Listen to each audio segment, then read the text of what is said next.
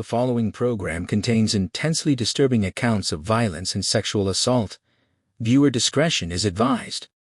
A 911 operator dispatches officers to the Knoefel home in Willoughby Hills. 13-year-old Megan Zanella says her sister is stabbing their mother. I was on patrol, and I heard the call come over dispatch. Green Drive, I have a female with stab wounds. Attention, ambulance is needed.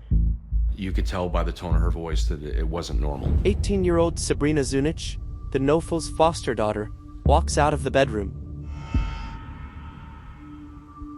Sabrina has a 12-inch bread knife that she is holding in her right hand. She's covered in blood. I could see blood on the blade. I can see blood on her. Immediately, we started screaming to drop the knife. It almost like snapped her out of whatever she was in, back to some type of reality. I kicked it away from her and we put her down on the floor. It was a very tense couple seconds. Sabrina Zunich is taken to the hospital to treat injuries to her hands from wielding the knife. The suspect, Sabrina Zunich, she was a 18-year-old foster child of Lisa Knoefel. Also inside the house was Megan Zanella and Haley Knoefel. Megan being 13 and Haley being 3 years old. The father, Kevin, was away on a trip. He was a truck driver and he was in Michigan at that point.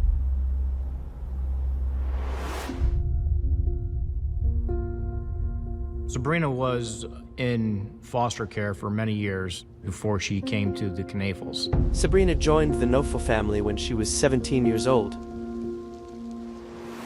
Sabrina landing with the Knoefels really represented a fresh start for her. She went from a troubled home with her biological father and grandma to a youth shelter where she did not want to be. She's getting along with the family. She's doing great at school. She's not getting in trouble. Things seem to be looking up for her.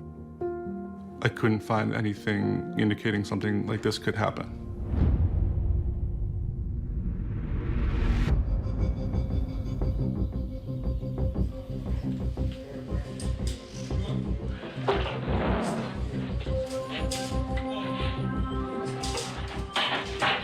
Please. Yeah, you remember me, right? 10 hours after the murder, Sabrina Zunich is released from the hospital into police custody with pending murder charges. She hasn't revealed anything about what happened. Our main goal when we first interviewed Sabrina was to get Sabrina to tell us exactly what happened. We caught her coming out of the room, so we knew she did it. We wanted to know why. So what do you recall? Yesterday? Mm-hmm. Getting done with my homework? Going, I don't know, and that's it. Mm-hmm. I'm going to bed. And we're at home? Mm-hmm. What, anything unusual happen? I don't know.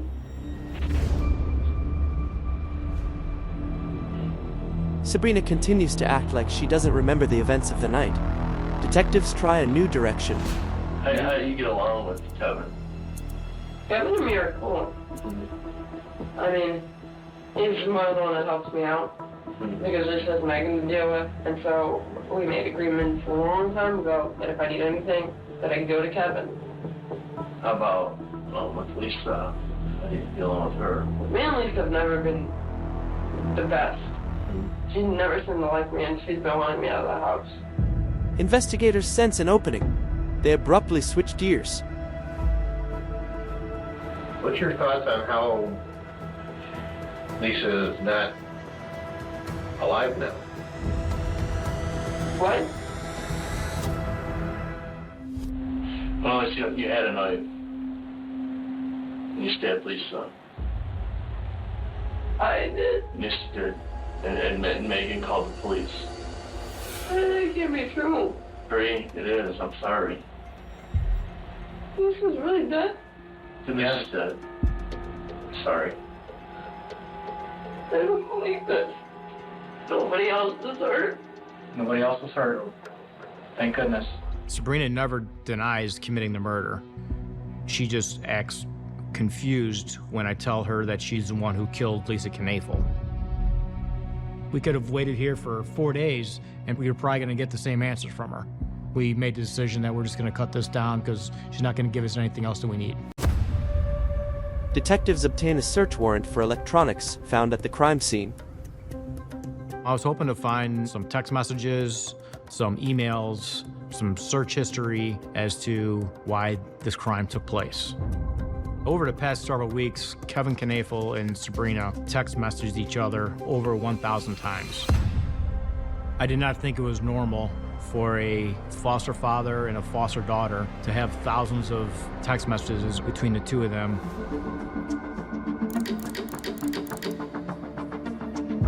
Authorities suspect Kevin Knoefel may have information about what happened that night. Kevin agrees to be interviewed only with his attorney present. There you go, Ron Parmer. We were confident that Kevin left for work at 8 p.m. the night before the murder, and he didn't get back into town until after Lisa's death. So we want to know from his perspective as to if there was any argument going on at the house before he left.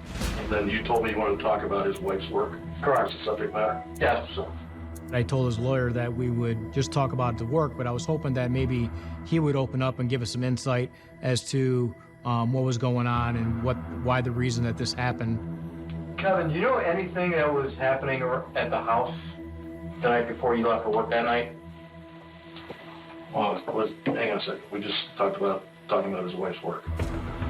What's going on at the house the night before is not his wife's work. Okay. Where did your wife work at? County Children's and Services. What did she do there? She was a social worker for the Children's Sex Abuse Unit. He was looking down. There was no tears. There was no anger. Were you and Lisa in the process of going through a divorce? Okay, now we're getting outside the scope. Kevin Knoefel was not willing to help the police in finding out exactly what happened to his wife. Why is he not cooperating with us? What is he hiding from us?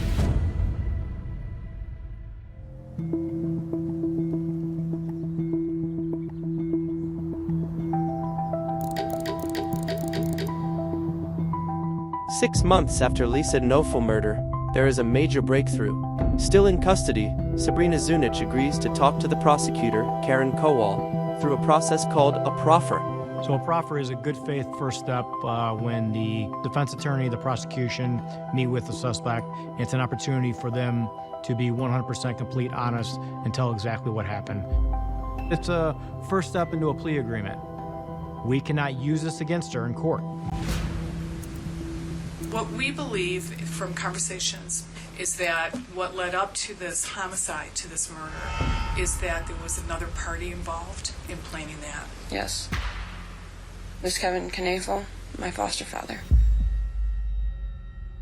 It was Kevin's idea, and it was talked about after we were having sexual relations, and him and Lisa were having problems in marriage.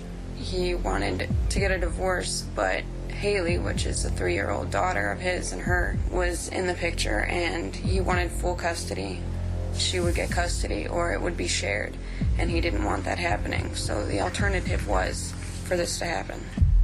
When was it, after you started to live there on a daily basis, that your relationship with Kevin changed? When did the sexual nature start to change? It all started not with sex, but with massages, because he was a truck driver and his legs would cramp, so it was inner thigh. Then it progressively got into sex. Does he ever tell you, hey, you can't tell anybody about this? All the time. Did he say what would happen if you told Then him? you'd be taken out of my care and I could lose my foster parent license. What did you say in response to that? I would never do that. Okay. Tell on him. As Sabrina and Kevin's relationship continued, Sabrina described the increasing tension she felt from Lisa, and that Sabrina felt that she wasn't welcome in the house anymore.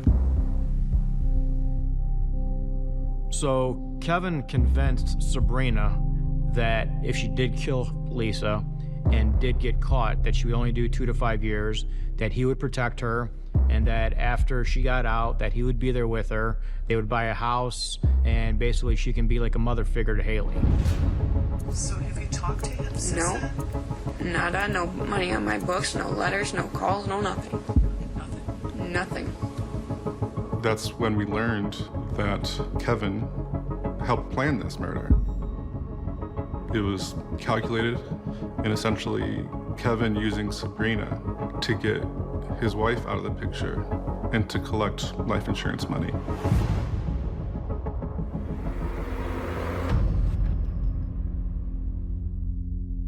Sabrina's childhood, I believe, is probably the most important thing to understand why something like this could happen. Sabrina had never experienced a stable family, a loving household, the sense of security, the sense of belonging. Kevin seemed to know how to prey on Sabrina's vulnerabilities.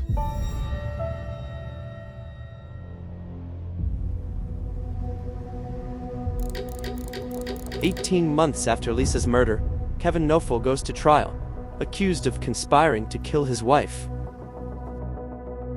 In my opinion, the verdict came very quickly. The jury came up with a guilty verdict. I believe it took a matter of about 2 days. Kevin Knoefel is convicted on all 11 charges. He is sentenced to life in prison with the possibility of parole after 30 years. He is also sentenced to an additional 12 years for having a sexual relationship with a minor.